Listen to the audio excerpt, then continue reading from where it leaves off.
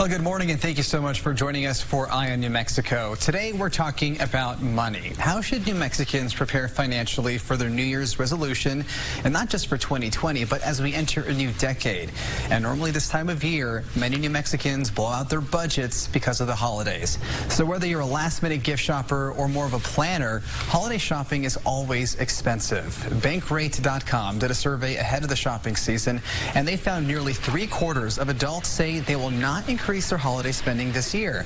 Well, that's easy to say, but quite a few people say they plan to spend less because they're concerned about their finances or even the economy. Roughly 48 million people are still paying off credit card debt from the 2018 holiday season. And a new holiday spending survey out today from Union Bank finds 1 in 3 Americans will go into debt this holiday season also. And they say it's going to take them 6 months to pay it off. And get this, 4 in 10 say they feel pressure to spend money on people they don't even really like. All right, so let's talk real now. Are you already feeling guilty about overspending or on Black Friday or Cyber Monday? The holiday season can be filled with pressure to spend beyond your budget, especially when it comes to your children. Health experts recommend that you should show love without going into debt. Well, it's interesting because we focus on giving them presents, our children, but what we really need to focus on is giving them our presents. Being present, listening, not being on our devices, being actually eye to eye and I thou, person to person with our children is the greatest gift we could give them at the holiday season. All right, some good information there. So let's talk about this. Right now I'm joined by Lynn, the president of Oxford Wealth Advisors. Thank you so much for joining us. Great to be here. You know, we've seen reports now that Americans have so far spent billions upon billions of dollars this holiday season alone for Black Friday and Cyber Monday, and it looks like people are still shopping, right? Yes, they are. Yeah, they are. The roads are clogged up.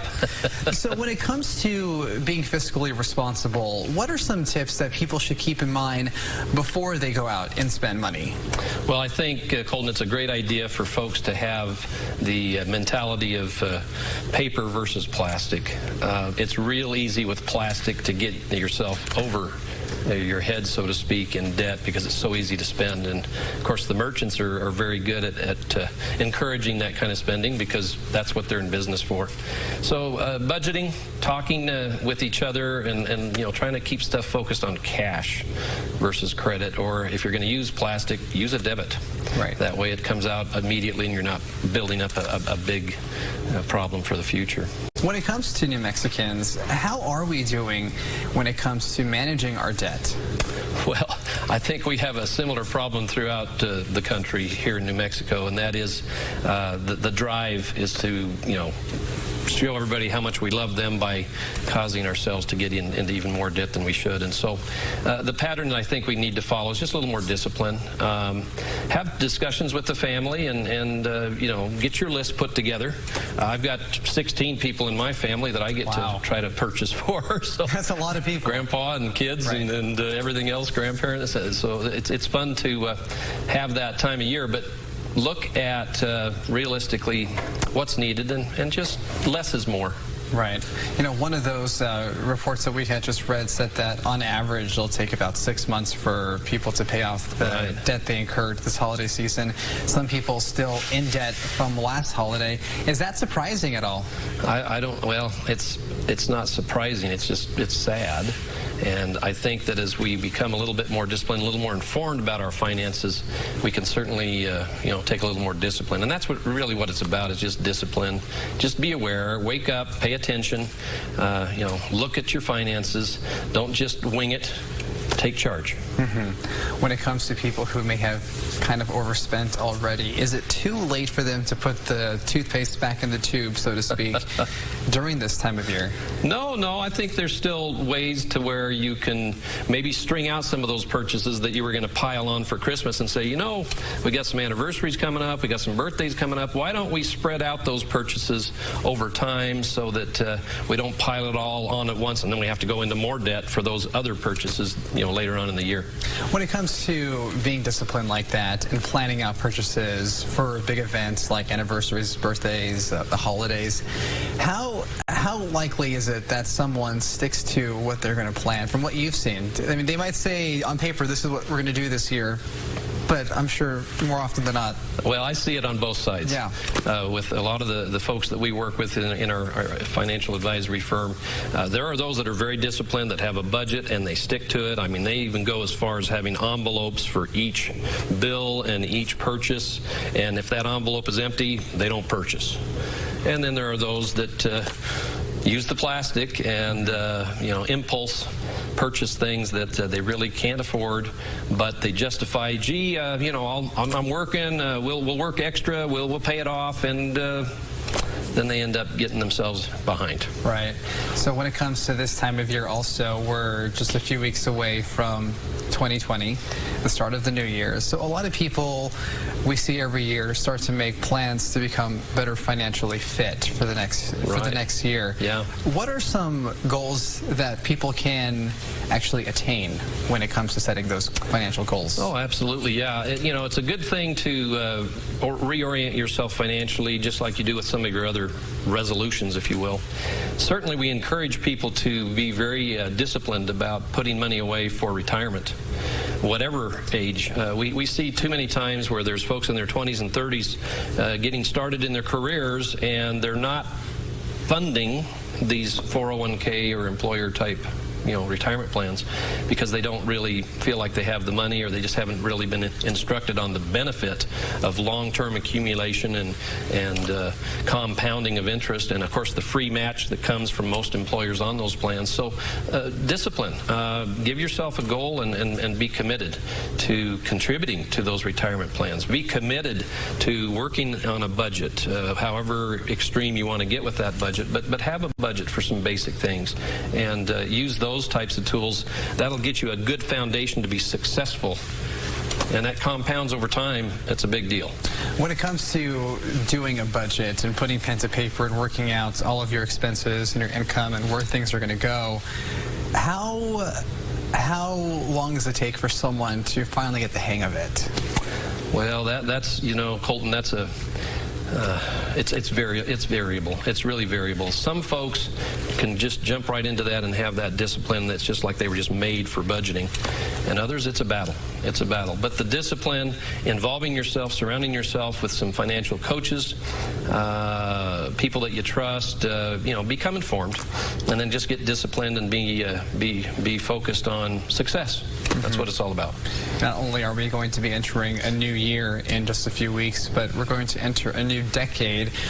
What have you seen when it comes to that? Is there a mindset shift that happens among consumers when it comes to, all right, new decade, new entire way of doing things? Yeah, it's going to be a new decade, 2020 right around the corner. I think that there is some mindset that goes on there. 10-year increments are kind of interesting to pay attention to and to focus on. We look at the last 10 years, we can look back and see a lot of change. I mean, crazy stuff going on. What's the next 10 years hold? Who knows? But yeah, I do think that folks have an opportunity in this new decade to establish some good goals, get some good discipline, and have success. Really focus on success. The abundance is out there. I like to focus on abundance, not scarcity. There's a lot of opportunity. I'm excited. There's a lot of growth, and there's plenty of the other. But if we focus on the opportunities and just get educated, get informed, and then execute the plan, and get surrounded by good people that can help you keep those commitments. That kind of goes along with my next question. When it comes to having debts or things like that, there's a stigma attached to it. Is it easy for people to start talking about money so that they can become more financially responsible? Well, Colton, a lot of folks, when they get into that debt, they get kind of depressed, and they feel like, oh my gosh, I'm in this hole, and they kind of shut themselves off. And really what you need to be doing, instead of shutting yourself off, is open yourself up. Get that challenge, get that problem in the open, talk to those that you love, talk to those that you trust, and work on support to help you overcome those challenges and those obstacles, because we all want to help each other.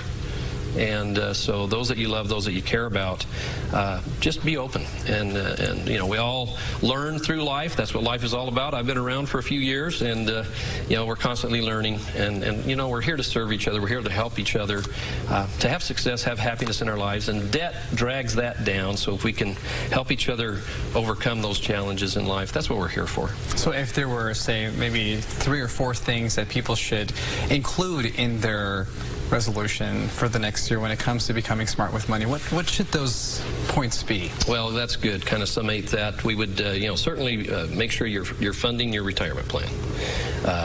Identify the debt that you have and work on a very disciplined method of paying that off in a timely manner as quickly as possible. You know, establish a budget for spending habits in the new year, and you know, engage those around you. Talk to your family, those that you trust. Get a game plan. Build a team of support that can coach you and support you in accomplishing those goals. When it comes to the state of New Mexico, when it comes to achieving those goals, are we seeing some good news there, or are we seeing some challenges? Well, yeah, there's some positive things. We've got some good momentum. The economy is doing quite well here and really throughout the country. There's some warnings on the horizon. There's volatility and other things in the markets that we need to be watching out for. But all in all, I think we're very blessed. We're doing quite well, I think, in our economy for the most part. There's always challenges, but I think the energy is good, and I think that there's good energy going forward in the new year. Mm-hmm. When it comes to those somewhat warnings about the state of the economy and how things might possibly go, what do you tell people to just kind of take a moment before reacting in such a maybe crazy way? Well, and that's a good term, is reacting, because if we react, that's not always a good thing to do. We need to just be steady. And don't react strongly one way or the other, because that's how you get into trouble. Just you know, stay focused on the foundational goals. You know, staying out of debt. You know, putting money away. Those types of things. It's easy with what we hear on the media, what we read, what we see, what we feel to be emotional. And emotional financial decisions are dangerous. So stick to the fundamentals. Look at the things that are written and solid, and with your teams that you surround yourself with, because there are indicators that are indicating, hey, be careful. We've had 10 years plus of a very positive growth market, a bull market, if you will. Well, historically, every 10 to 12 years, the markets correct themselves, meaning a loss of 20, 30, 40, 50% or more. The last 2 corrections in 01 and 08 were terrible. So be prepared for that. Watch out for that. Don't be greedy. All right, so that's going to do it for this segment. And coming up, we'll talk about more long-term goals as we enter the new decade. Stick around.